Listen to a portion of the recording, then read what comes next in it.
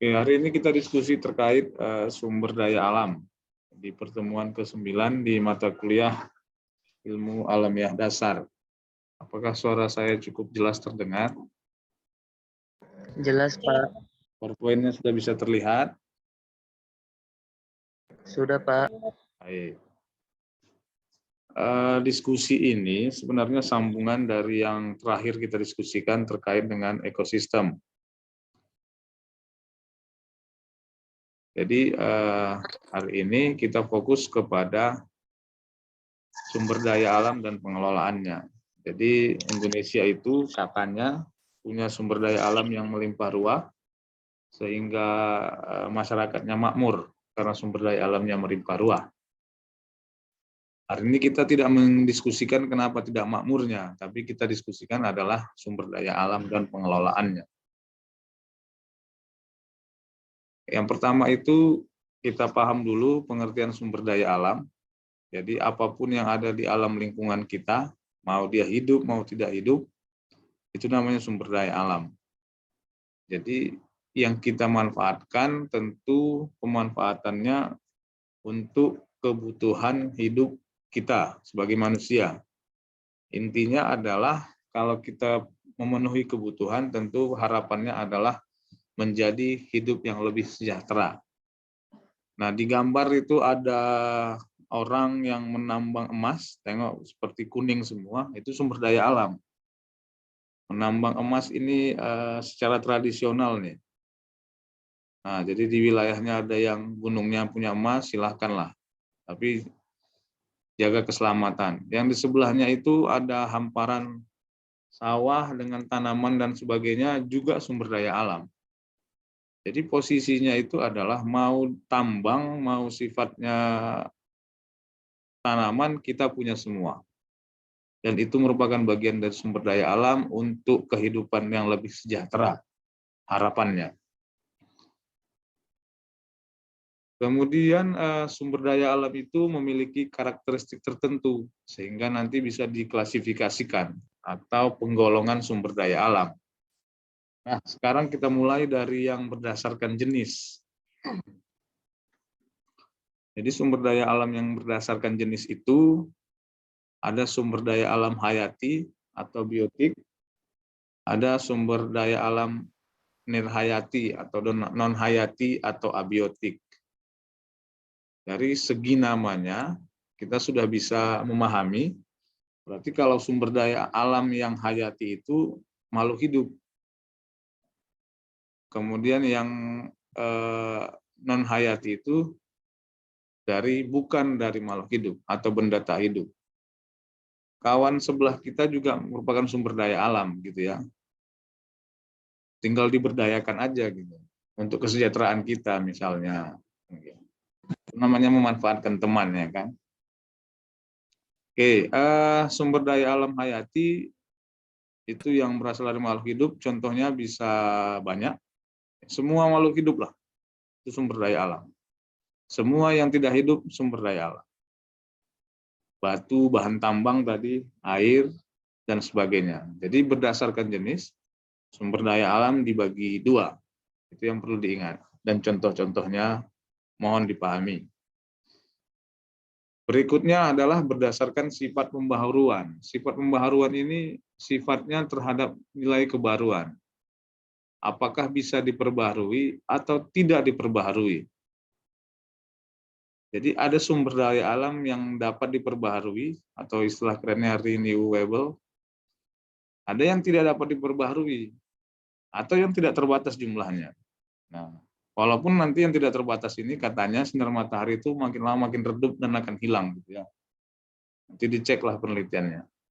Kalau sumber daya alam yang dapat diperbaharui, misalnya itu tumbuh-tumbuhan, hewan, hasil hutan. Hasil hutan itu kan hewan dan tumbuh-tumbuhan juga, ya kan. Kenapa bisa dia diperbaharui? Ada yang bisa memberikan respon positif? Silakan. Ada orangnya nggak nih di kelas ini?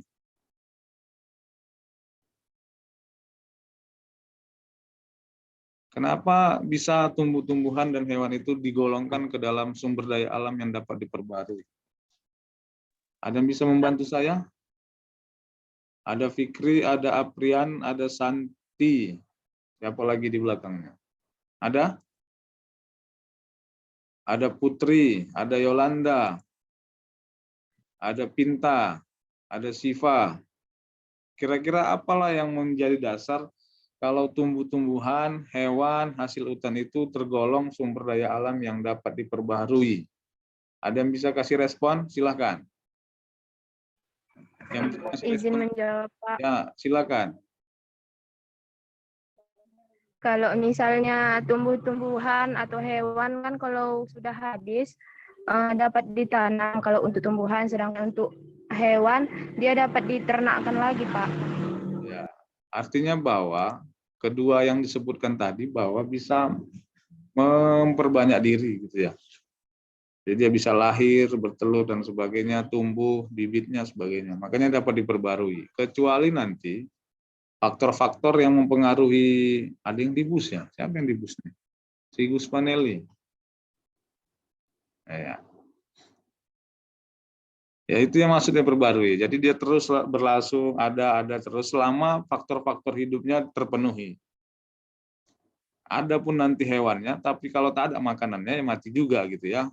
Tentu tidak bisa juga dia memperbarui dirinya kan gitu. Selama faktor-faktor pertumbuhan ada, maka yang tadi itu terus akan berkembang biak.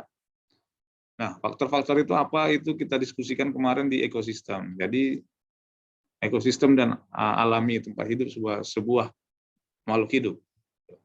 Kalau yang tidak dapat diperbarui, tentu kalau dia digali terus akan habis, kurang lebih seperti itu. Seperti bahan tambang dan sebagainya. Oke, kalau digunakan, kalau tidak digunakan nggak akan habis. Kemudian kalau yang tidak terbatas itu sinar matahari, udara, dan sebagainya. Itu tidak terbatas, walaupun akan terbatas jika masanya sudah habis. Saya kira begitu ya. Kemudian berdasarkan penggunaannya. Ada sumber daya alam penghasil bahan baku, ada penghasil energi. Hasil hutan, hasil tambang itu penghasil bahan baku yang akan diolah menjadi produk olahan berikutnya. Jadi bahan utamanya maksudnya. Hasil hutan kan kayu misalnya. Kayu nanti digunakan sebagai perabot dan sebagainya. Tambang emas tadi akan digunakan seperti jadi cincin, kalung, dan sebagainya. Itu yang dimaksud dengan sumber daya alam penghasil bahan baku. Itu ya. Jadi intinya dari yang dia bahan baku menjadi nilai yang guna yang lebih tinggi. Jadi ya, lebih mahal. Oke. Kemudian ada sumber daya penghasil energi. Sumber daya alam penghasil energi ini tentu manfaatnya adalah untuk menghasilkan energi. Energi itu bisa banyak. Kalau lihat hukum kekekalan energi kan energi bukan diciptakan atau dimusnahkan. Ingat ya. Energi itu bukan diciptakan dan dimusnahkan, tapi dia berubah bentuk. Itu yang perlu diingat. Atau kan di sini ada yang bisa menciptakan energi? Nggak ada, setahu saya ya kan. Energi itu cuman dia berpindah atau berubah bentuk. Misalnya panas bumi bisa menjadi listrik dan sebagainya. Arus air sungai, dia menggerakkan turbin, turbinnya menghasilkan listrik. Kira-kira begitu. Panas bumi juga seperti itu. Makanya ada pembangkit listrik tenaga panas bumi. Dia akan menghasilkan energi listrik. Nah, itu dia yang masuk dengan sumber daya alam penghasil energi. Itu ingat ya, energi. Oke. Kemudian bagaimana pengelolaan sumber daya alam?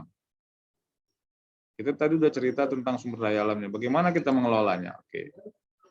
Yang jelas, konsep pengelolaan sumber daya alam hayati ataupun yang lain diawali dengan pemahaman atau apa yang ada pada sumber daya itu. Ingat, ini dia ekosistem, spesies, dan genetik. Ini kita diskusikan kemarin. Apa itu ekosistem? Ekosistem itu dihuni oleh apa? Komunitas, komunitas itu dihuni populasi, kemudian individu atau spesies. Paham dulu itunya. Oke. Nah, tapi tidak lupa dalam memanfaatkan sumber daya alam tadi itu, kita mengikuti aturan prinsip pembangunan berkelanjutan. Jangan kita mengeksploitasi sumber daya alam, tapi pembangunan kehidupan berikutnya mengalami krisis sumber daya alam. Contohnya itulah krisis hutan misalnya. Sumber daya alam hutan dieksploitasi dengan tidak memegang prinsip keberlanjutan, maka muncul berbagai peristiwa. Yang paling sering bencana, longsor, dan sebagainya.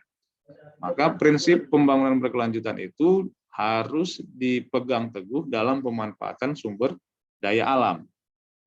Nah, keluarannya apa? Kelestarian fungsi lingkungan hidup, peningkatan nilai dukung ekosistem, karena sumber daya alam mendukung ekosistem yang sehat. Kemudian pemanfaatan berkelanjutan.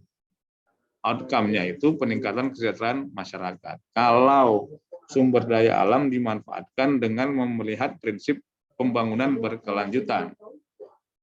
Nah, pengendalian kerusakan lingkungan hidup, isu lingkungan, ini kan paling sering sekarang isu lingkungan. Jadi kalau ada debat-debat presiden itu pasti ada pertanyaan bagaimana menghadapi isu lingkungan, sumber daya alam.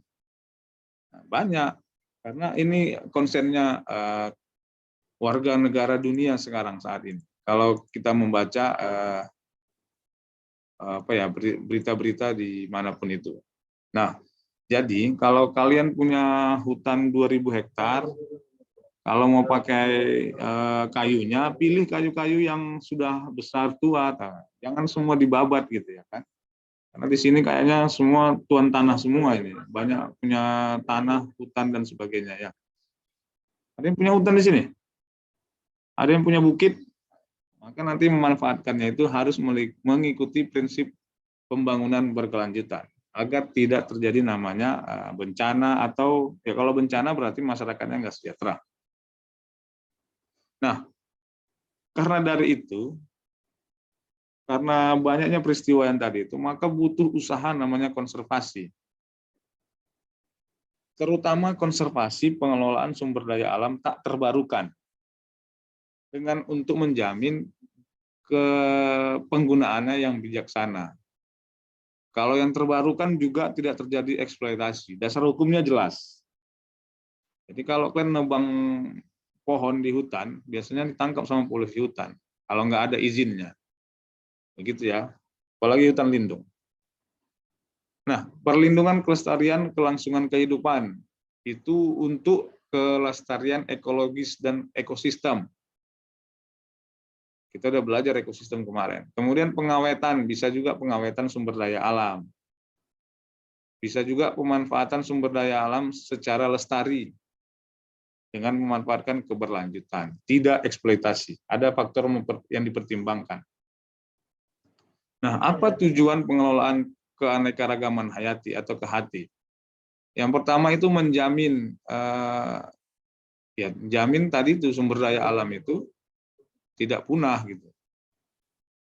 Kan sekarang banyak ya, ada daftar hewan punah, daftar tumbuhan hewan yang punah. Daftar tumbuhan punah, hewan punah, atau hewan yang dilindungi, atau tumbuhan yang dilindungi. Itu karena memang dari awalnya sumber daya alamnya itu dieksploitasi terus-menerus tanpa memperhatikan. Misalnya gajah gadingnya ya kan dibunuh, diambil gadingnya. Lama-lama sementara tingkat perkembangbiakan gajah itu lambat. Tentu kalau dibunuh semua akan menjadi kritis si gajah. Maka perlu konservasi.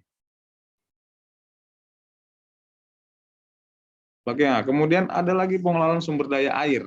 Air ini juga masalah. Karena sudah banyak air yang tercemar, maka perlu kita kendalikan sumber daya air ini supaya tidak terjadi yang namanya krisis air. Kita di negara kita ini, di Sumatera Utara lah, tidak pernah mengalami namanya kekeringan seperti yang di Pulau Jawa, sampai tanah retak-retak itu. Kita belum pernah merasakan itu kan. Karena mungkin kondisi lingkungan ekosistem kita baik untuk siklus air.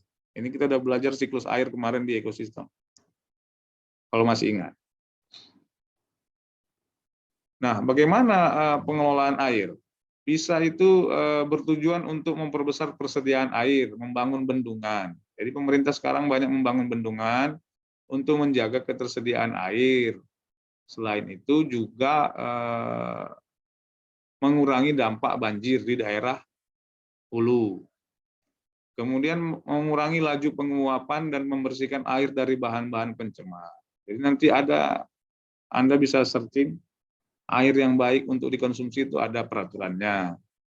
Kemudian pemeliharaan dengan cara mengurangi jumlah penggunaan air per kapita.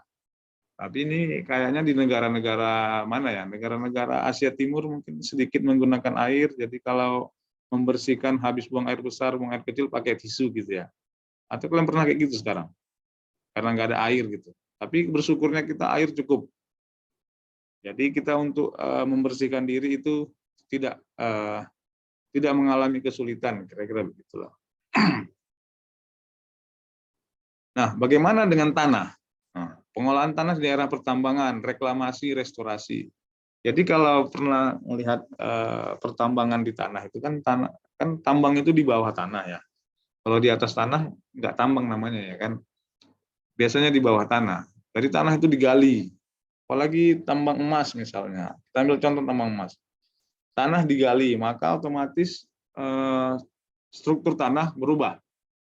Dari yang di bawah jadi di atas, yang di atas jadi ke bawah. Anda kalau jalan-jalan ke daerah pertambangan emas di daerah Tapanuli misalnya, nanti ketemu hal yang seperti itu. Apa yang terjadi? Tanahnya itu tidak bisa ditanami. Karena sudah berubah struktur tanahnya. Maka perlu usaha, reklamasi, restorasi, dan sebagainya. Jadi itu yang perlu dilakukan kalau ada tanah yang mengalami kerusakan akibat aktivitas pertambangan. Nanti istilah kerennya bioremediasi dan sebagainya. Muncullah namanya tanaman perintis dan sebagainya. Jadi kalau ketemu siapa di sini daerah yang Tapanuli sana yang banyak emasnya, nanti boleh dicek itu nanti. Tanahnya sudah berbalik. Akibatnya tidak bisa ditanami. Kalaupun bisa ditanami, tanaman tertentu. Jadi butuh waktu. Jadi itu perlu dipertimbangkan. Kecuali emasnya banyak ya kan, nanti habis itu direklamasi, gitu bisa mungkin. Kemudian udara ini udara tercemar harus kita udara banyak lah ya. Menekan pertumbuhan populasi manusia. Tapi kan kurang sesuai dengan prinsip budaya kita ya kan, banyak anak banyak rezeki ya kan. Tapi kita disuruh untuk menekan pertumbuhan populasi manusia. Tentu nanti rezeki kita nggak banyak jadinya. Kemudian menggantikan energi minyak dengan energi lain, energi terbarukan. Makanya kendaraan pakai listrik sekarang, atau yang hybrid. Ada di sini yang punya kendaraan listrik, bolehlah nanti memberikan testimoni ke kami bagaimana menggunakan kendaraan listrik. Gunakan batu bara yang telah dibuat gas. Memperkecil penggunaan mobil pribadi. Nah, ini menjadi masalah ya kan. Kalau mobil umumnya senyaman mobil pribadi, tentu orang pakai mobil umum ya kan. Tapi kalau mobil umumnya kayak yang sekarang ini angkot itu, siapa pula yang mau kalau nggak terpaksa gitu ya kan. Maka dibenahi dulu sebenarnya. Senyaman-nyamankan dulu, baru pasti orang akan berpindah. Arahkan pemilihan kendaraan bermesin pada jenis yang irit bahan bakar. Kalau ini pasti nih, masyarakat Indonesia suka yang irit-irit. Pasti mencari yang irit ya kan. Kemudian pendekatan output, bebaskan asap buangan dari cerobong asap pabrik. Pakai saringan misalnya. Jadi yang keluar itu bukan karbon monoksida, tapi karbon dioksida. Karbon dioksida berguna untuk apa itu di ekosistem kemarin kita sudah diskusikan. Kemudian cerobong asap dibuat lebih tinggi lagi sehingga tidak langsung dihirup oleh masyarakat di bawah. Kemudian lakukan pengendalian pencemaran udara, kemudian lakukan pemasangan alat tambahan pada mobil sehingga mobil pembakaran sempurna. Nah, ini dukungannya dilakukan adalah uji emisi. Kalau pernah mendengar kata-kata itu uji emisi kendaraan bermotor.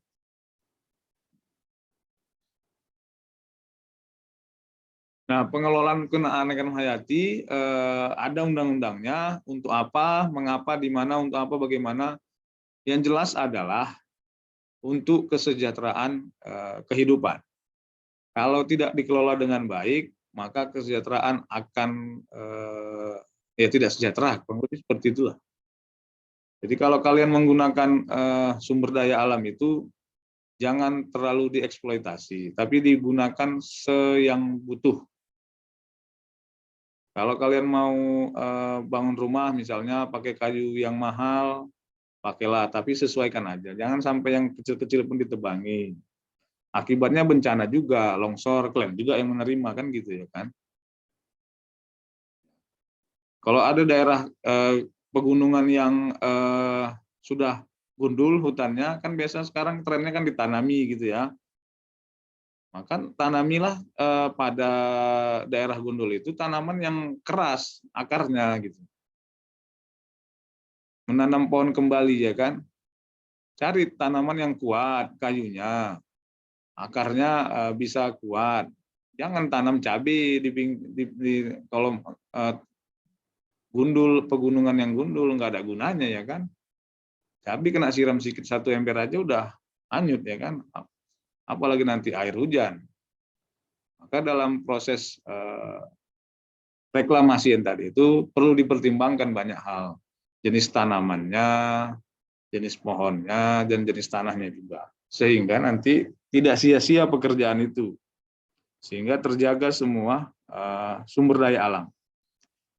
Nah, kemudian ya itu yang terakhir dari ini alur pengelolaan sumber daya alam hayati ini birokrasi saja sebenarnya, tapi yang perlu itu adalah bagaimana konsep dari diri kita masing-masing menjaga kelestarian sumber daya alam hayati ini. Kita hidup di negara yang sumber daya alam hayatinya melimpah ruah. Harusnya secara teorinya kan tadi begini ya kan, kalau sumber daya alam itu kan pemanfaatannya untuk kesejahteraan. Siapa yang sejahtera? Semua orang yang hidup di daerah sumber daya alam itu. Jadi pemanfaatannya itu perlu dijaga, perlu diperhatikan sehingga tidak menghasilkan kebencanaan bagi daerah di sekitarnya. Menebang pohon sembarangan, menggali tanah penambangan emas sampai ke dalam, akibatnya ada yang tertimbun. Nah, itu kan banyak kejadiannya kan. Maka faktor keselamatan itu jangan gara-gara ingin mengeksploitasi dengan cara yang tidak benar akan mengakibatkan kesengsaraan.